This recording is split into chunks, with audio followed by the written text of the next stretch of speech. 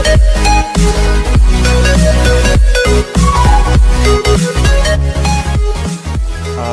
lagi dengan Mr. Kim. Oke, hari ini kita akan bahas beberapa soal kimia yang mungkin berhubungan dengan UTBK, tapi kami prediksi ini akan berhubungan dengan UTBK. Oke. Ya, sekarang kita masuk ke langsung saja pembahasan beberapa soal. Ini kita lihat nomor 1. Perhatikan soalnya apa? Perhatikan beberapa senyawa berikut. Kita punya COCl3, BCl3, CCl4, PCl3, dan SF6. Nah, yang ditanyakan adalah senyawa yang bersifat polar, ya, bersifat polar adalah. Nah, sekarang untuk menentukan sifat polar dari suatu senyawa, teman-teman harus mengetahui tentang momen dipol. Momen dipol. Mungkin teman-teman sudah mengingat ketika momen dipolnya kita lambangkan dengan nu kemarin, ya. Kita lambangkan dengan nu. Jadi kalau nu-nya sama dengan 0, maka ini bersifat non polar. Jika nu tidak sama dengan 0, maka ini bersifat polar. Nah, untuk menentukan nu, kita harus mengetahui juga yang disebut dengan arah momen dipol. Arah momen dipol. Ya, arah momen dipol. Nah, ketika kemana arahnya momen dipol? Ya, momen dipol akan menuju ke arah yang lebih elektronegatif. Yang lebih elektronegatif.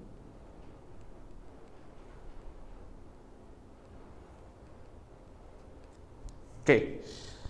Langsung saja, ayo coba kita kerjakan. Nah, pertama kita ingin mengetahui apakah COCl3 adalah sifatnya polar atau non polar. Pertama, teman-teman harus mengetahui bentuk molekul. Oke, bentuk molekul. Ya, bentuk molekul. Oke, yang pertama adalah COCl3. Bentuknya gimana? Ya, bentuknya tetrahedral. Masih ingat kan? Cl, ya kan? Lalu Cl, ya, bentuknya tetrahedral. Nah, antara C dan Cl mana yang lebih elektronegatif? Ya, yang benar adalah yang lebih elektronegatif adalah Cl, ya, sehingga arah momen dipolnya ke Cl. Lalu yang ini ya sama, dia akan menuju ke arah yang momen dipol, menuju ke yang lebih elektronegatif adalah Cl. Sementara antara C dan O akan menuju ke O gitu. Yap. Nah, dibandingkan keelektronegatifan dari ikatan tunggal dengan rangkap, itu yang lebih besar adalah ikatan rangkap. Yang lebih besar adalah ikatan rangkap, sehingga double. Jadi arah momen dipolnya itu adalah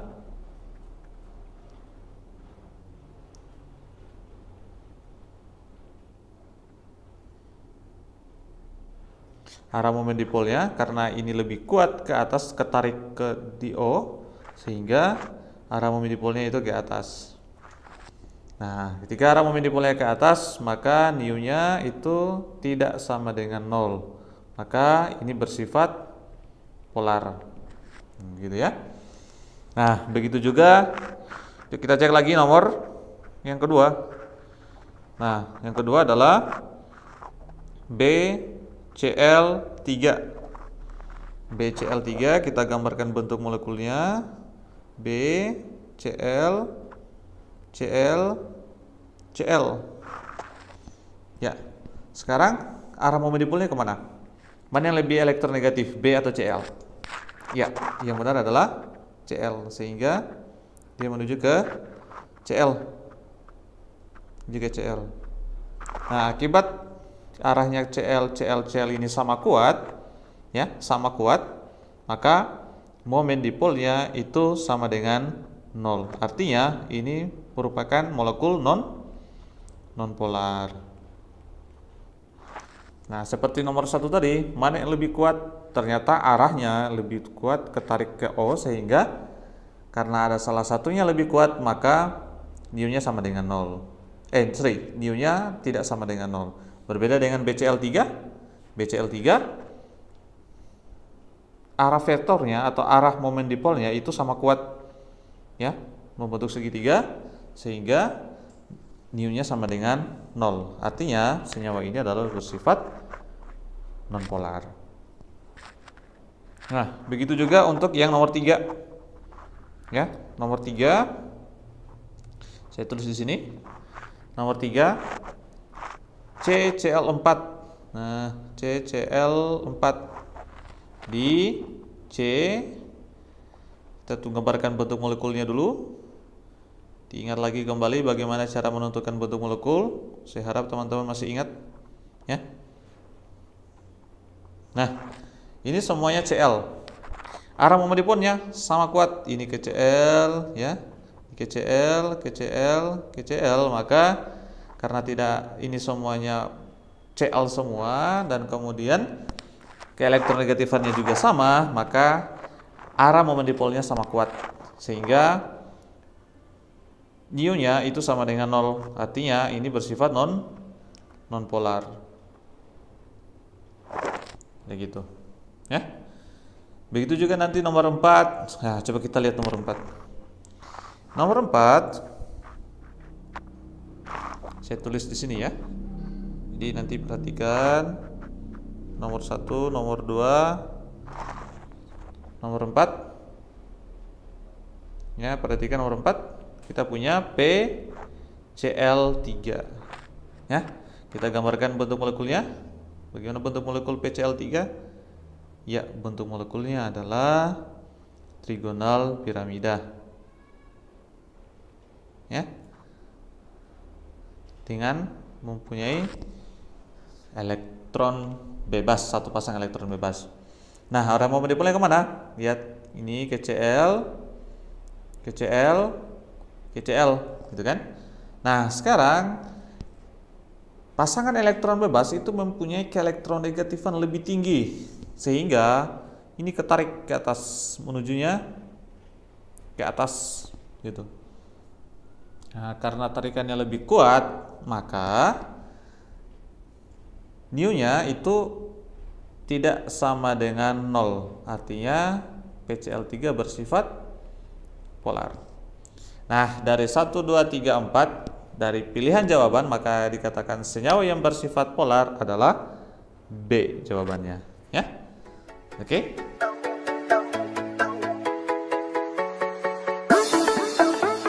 Oke, sekarang kita masuk ke nomor 2. Coba perhatikan nomor 2. Diketahui ion molekul perklorat, ya, ClO4-, ya, ClO4- dengan nomor atom Cl17O8. Nah, maka geometri molekul ion perklorat adalah kayak gitu. Nah, geometri molekul.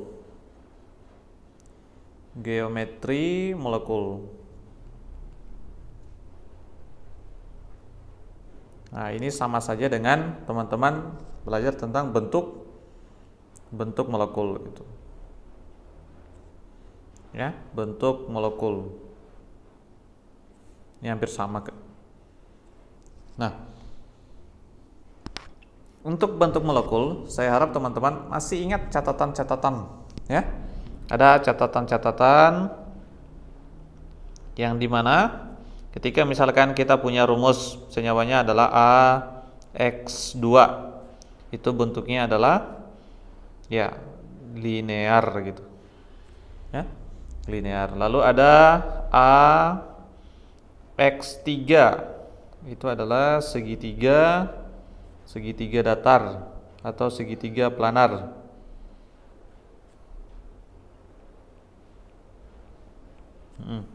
Lalu kita punya X2E.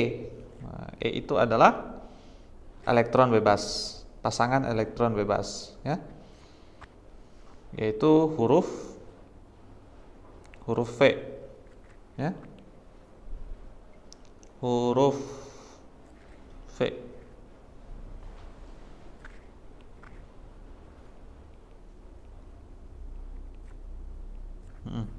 Lalu X4 itu adalah tetrahedral. Lalu X3E1 itu adalah segitiga piramida gitu. Lalu ada X2E 2 gitu. Ini adalah huruf V. Lalu kita punya X5. X5 adalah trigonal bipiramida.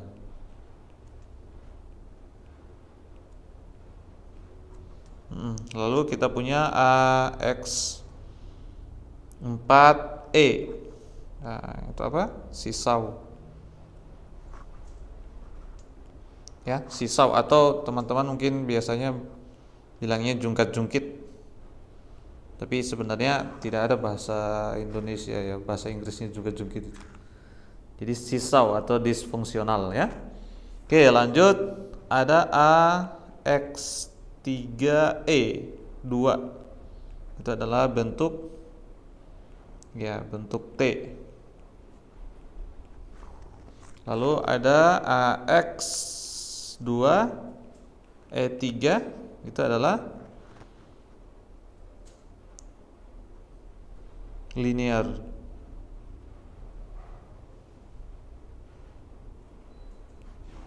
Lalu ada X6. X6 adalah oktahedral.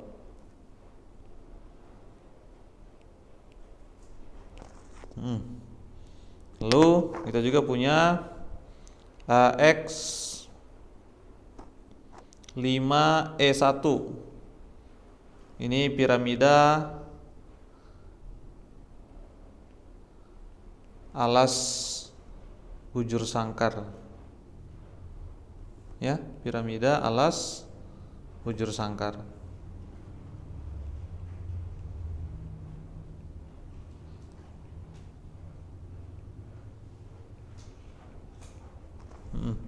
Lalu kita juga punya terakhir mungkin X4E2.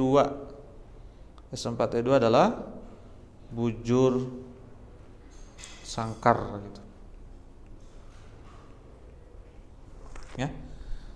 Bujur sangkar. Nah, ini catatan yang mungkin teman-teman sudah punya, tapi alangkah baiknya teman-teman harus dihafalin, ya. Harus dihafalin. Nah, sekarang kita masuk di soal. Kita sudah punya catatannya. Nah, sekarang kita masuk di soal. Yang diminta adalah bentuk molekul dari ion perklorat atau ClO4. Ya. Kita pakai metode kita metode bilangan koordinasi. Ya. Mencari BK. Jadi kita harus tuliskan dulu ClO4 min. Yang menjadi elektron pusat yang mana? Ya, yang menjadi elektron pusat adalah Cl, ya. Yang jadi elektron pusat adalah Cl, sehingga nanti BK itu sama dengan 1/2 elektron valensi dari atom pusat ditambah dengan sumbangan elektron, ya. Sumbangan elektron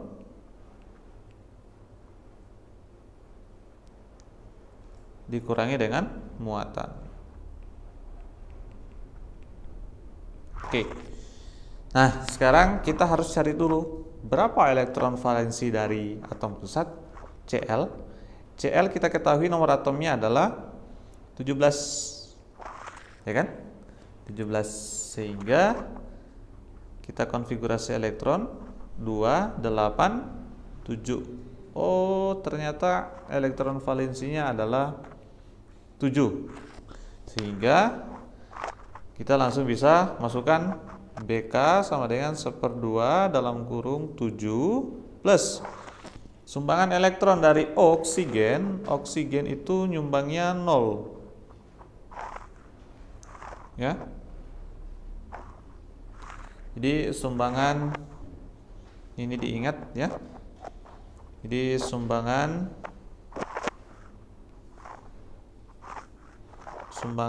oksigen itu sama dengan 0. Ya, sama dengan 0. Sehingga jadi ini 0 kurang berapa muatannya? Ini muatannya 1 gitu. Jadi muatannya -1. Jadi min dalam kurung -1.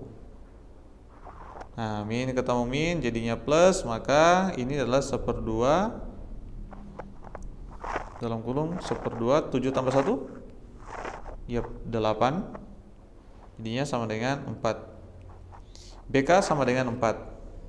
Oke, lalu kita akan mencari PEI, pasangan elektron ikatan. PEI nya berapa? Ya, jumlah substituen. Jumlah substituennya O nya ada berapa? 4. Ya, jadi PI nya sama dengan 4. Lalu PEB. Jadi PEB nya gimana? PEB nya, ingat, PEB itu adalah BK dikurang PEI. Gitu. Ya. Jadi BK nya berapa? BK nya 4 kurang 4 sama dengan 0. Nah, dari sini kita bisa tahu ternyata rumus bentuk molekulnya yaitu A, X-nya ada 4, E-nya 0. Yang mana? Di antara catatan kita? Yap, itu adalah tetrahedral. Ya, tetrahedral. Sehingga jawaban untuk nomor 2 adalah B, tetrahedral, ya.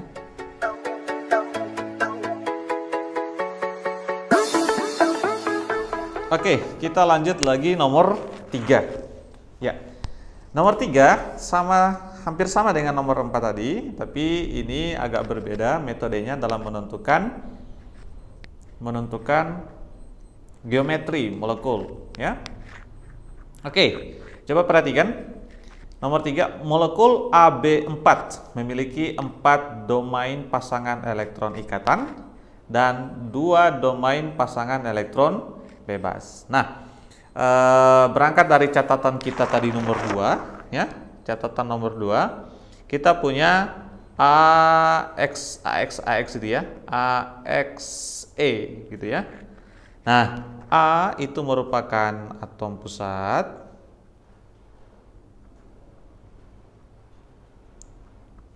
Ya. A itu merupakan atom pusat, X itu merupakan pasangan elektron ikatan, PEI kita singkat. Lalu E itu merupakan pasangan elektron bebas. Ya, pasangan elektron bebas. Nah, sekarang dari soal nomor 3 kita punya A, B, 4 gitu. A, B, 4. Kita punya informasi bahwa ternyata atom pusatnya A. Oke. Atom pusat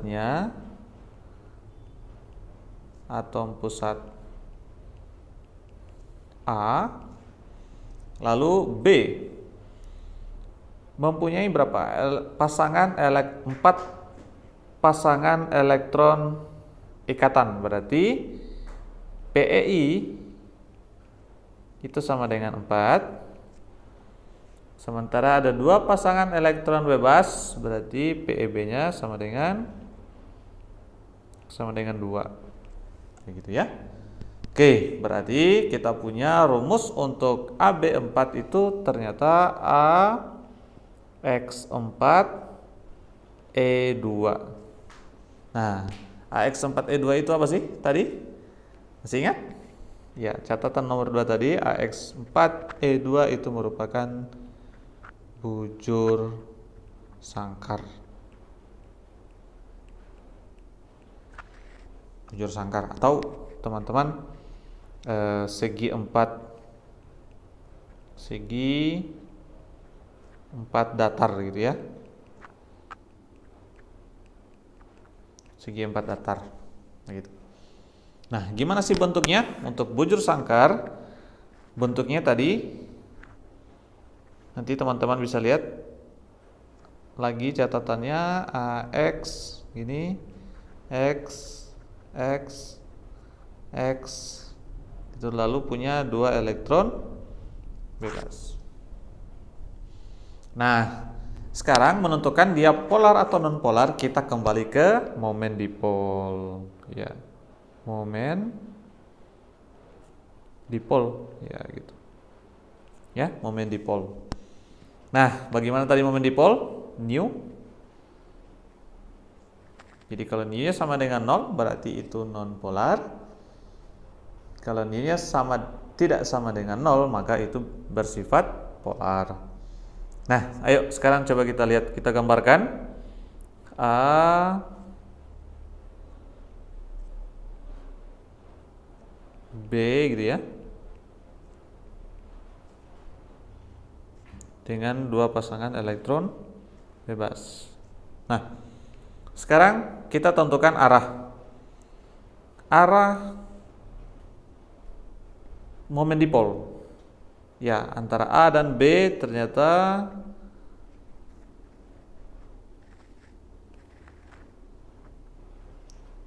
B lebih elektronegatif sehingga arahnya menuju ke B. Sama juga ke B. Nah, coba perhatikan teman-teman. B yang ada di kiri dengan B yang di kanan atas, kiri bawah dan kanan atas itu ternyata sama kuat sehingga momen dipolnya 0. Lalu yang B kiri atas dengan kanan bawah juga saling meniadakan, sama kuat sehingga momen dipolnya masih 0. Lalu kemudian kita lihat elektron bebas PeB. Dia juga punya arah momen dipol ke atas dan juga dia juga punya arah momen dipol ke bawah. Juga sama kuat sehingga karena semuanya sama kuat ketarik menyebabkan momen dipolnya sama dengan 0. Artinya ini bersifat non polar. Gitu. Jadi jawaban kita adalah segi 4 datar dan bersifat non polar. Nah, gitu ya. Bersifat non polar. Jadi jawabannya adalah C.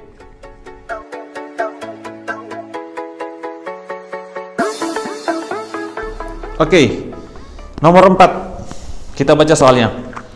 Suatu senyawa organik tersusun dari 60% karbon, 13,3% hidrogen, dan sisanya oksigen. Jadi, rumus empiris senyawa tersebut adalah, nah ini mungkin teman-teman pelajari ulang lagi materi stoikiometri. Nah, ini menentukan rumus empiris. Jadi nanti ada rumus empiris, ada rumus molekul. Nah, ketika kita sudah ketahui rumus molekul, ketika kita ingin mengetahui rumus molekul, maka kita harus mengetahui rumus empiris. Nah, ini dasarnya rumus empiris, rumus yang paling sederhana. Oke.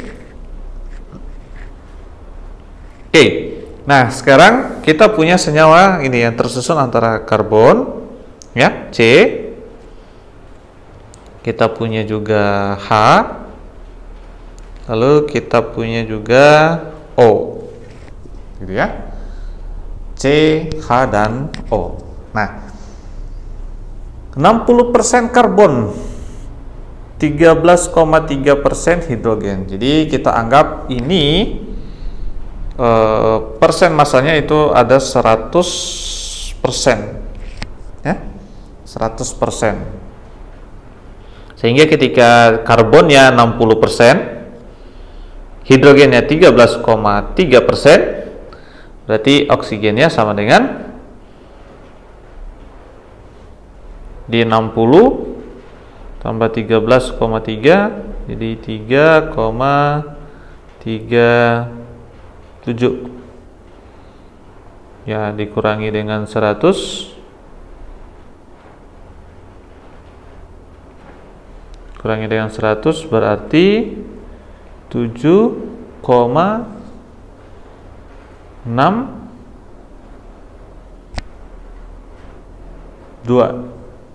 Ya, 26,7. 26,7%, ya.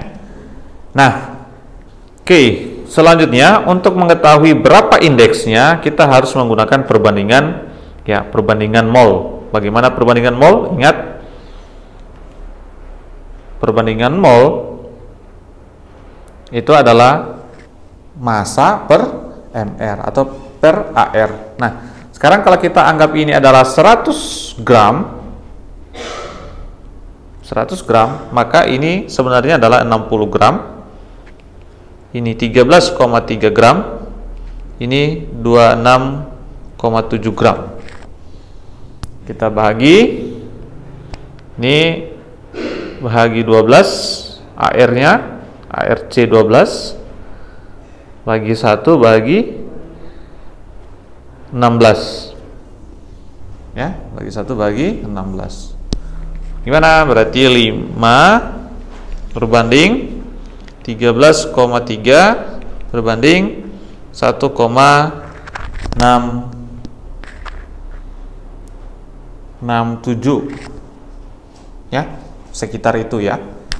Nah, ingat, paling sederhana maka kita bagi dengan 1,667, kita bagi 1,667, ini juga kita bagi 1,667, ya, sehingga kita bisa dapat perbandingannya ketika kalkulator, maka ini banding 3 banding 8 banding 1. Kita dapat rumus empirisnya adalah C3 H8O. Itu jawabannya. Di jawabannya adalah D. Oke.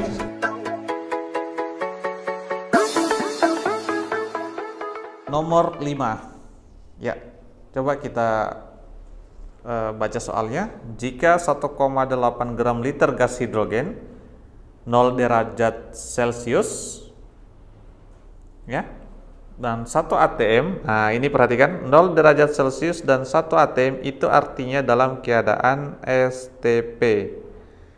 Oke, ingat, dalam keadaan STP. Lalu direaksikan dengan gas nitrogen untuk membentuk senyawa amonia menurut reaksi.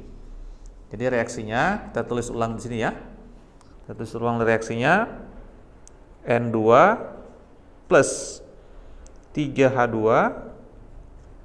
menghasilkan 2NH3. Nah, kita harus cek dulu reaksinya apakah setara atau belum. Ya, N-nya di sini 2, N-nya 2 di kanan, di kiri hanya ada 6, di kanan juga hanya ada 6. Artinya ini reaksi sudah setara.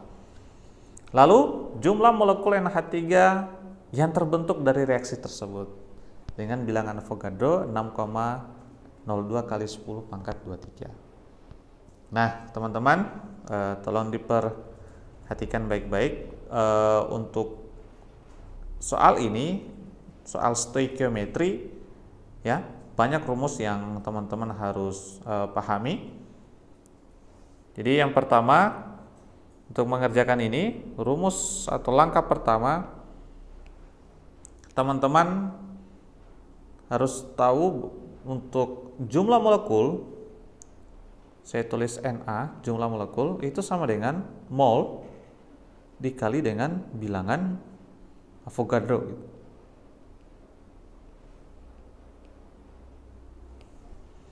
Artinya, ketika ingin mengetahui berapa jumlah molekul NH3, maka kita harus mengetahui dulu berapa mol NH3, ya, berapa mol dari NH3. Sementara kita punya informasi hanya hidrogen, ya. Kita mempunyai informasi hanya hidrogen. Kita hanya mempunyai informasi hidrogen. Sementara yang kita ingin cari adalah berapa mol NH3. Nah, untuk mengetahui hal itu, teman-teman harus tahu lagi tentang hukum bahwa perbandingan mol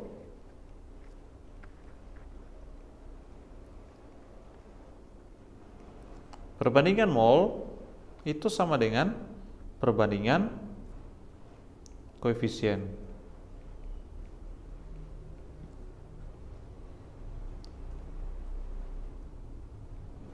Perbandingan mol sama dengan perbandingan koefisien. Artinya, ketika kita ketahui berapa mol H2, maka kita akan ketahui berapa mol NH3, ya.